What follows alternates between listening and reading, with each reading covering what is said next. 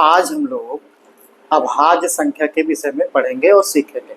इसकी पहली वीडियो में हमने आप लोगों को भाज्य संख्या क्या होती है उसके उदाहरण समझा दिए हैं और अच्छे से आप लोगों को आ भी गया है।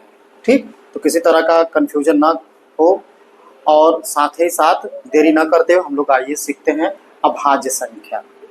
चलिए, अभाज्य संख्या क्या होती है तो लिखते हैं यहाँ पे, वह संख्या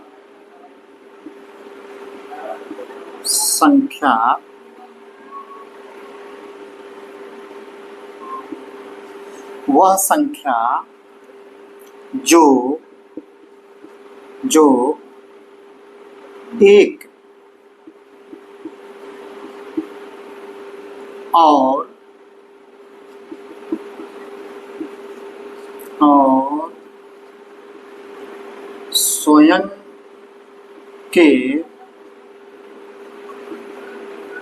और स्वयं के अलावा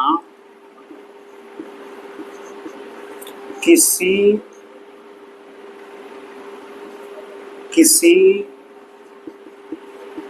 अन्य तीसरी संख्या से विभाजित न हो। ठीक, अभाज्य संख्या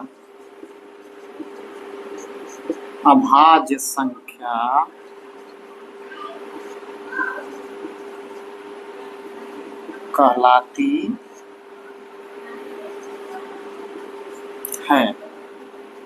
ठीक, देखिए, वह संख्या जो एक और स्वयं के अलावा किसी अन्य तीसरी संख्या से विभाजित न हो, यानी कि ऐसी संख्या जो सिर्फ अपने से कटे और एक से कटे।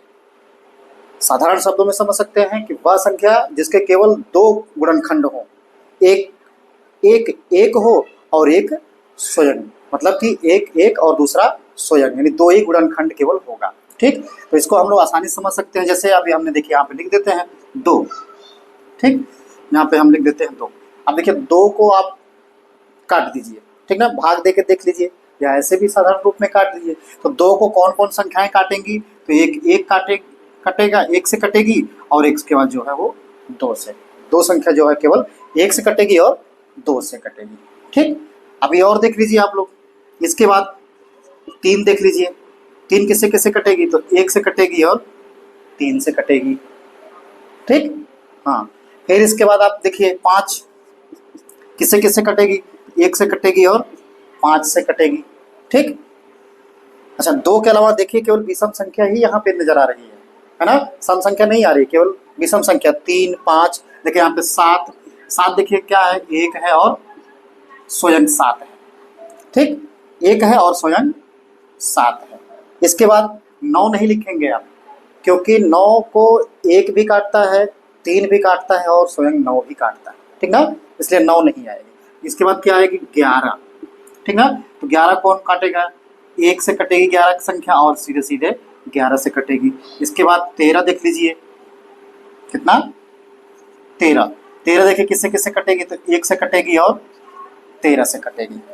ठीक, आ रहा समझ में। इसके बाद देखिए 15 नहीं लिखेंगे, क्योंकि 15 जो है वो 1 से, 3 से, 5 से और स्वयं से, यानी उसके 4 गुणनखंड हो जाते हैं।